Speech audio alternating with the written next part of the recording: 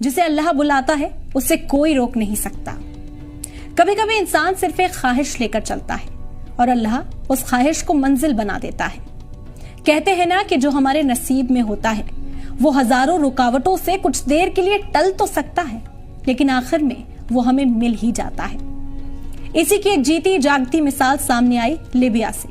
आमिर अल मेहदी मंसूर अल Gaddafi जो हज के लिए निकले थे, लेकिन उनका नाम गद्दाफी उनके रास्ते की दीवार बन गया। एयरपोर्ट पर उन्हें रोक लिया गया। वो चेकिंग प्रोसेस में उलझे रहे और फ्लाइट बोर्ड नहीं कर सके।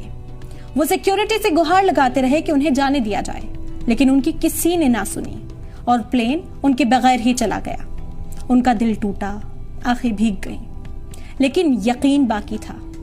फिर अल्लाह ने वो कर दिखाया जिसे लोग करिश्मा कह रहे हैं।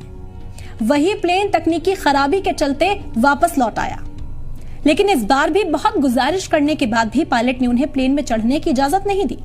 प्लेन फिर उनके बगैर उड़ा और दूसरी बार भी उसी तकनीकी खराबी के चलते फिर उस प्लेन को लौटना पड़ा। तो जब दूसरी बार खराबी हुई तो कैप्टन ने ही कह दिया कि मैं अब तब तक उड़ान नहीं भरूंगा जब तक आमिर हमारे साथ ना हो। यही होता है नसीब। जब अल्लाह कुछ लिख देता है तो पूरी कायनात उसे पूरा करने में लग जाती है। तीसरी बार वही फ्लाइट उसी आमिर के साथ मक्का रवाना हुई, क्योंकि अब वो सिर्फ एक मुसाफिर नहीं थे, वो अल्लाह के मेहमान बन चुके थे। आमिर ने बस इतना कहा, अगर हज मेरे मुकद्दर में लिखा है तो कोई ताकत मुझे रोक नहीं सकती।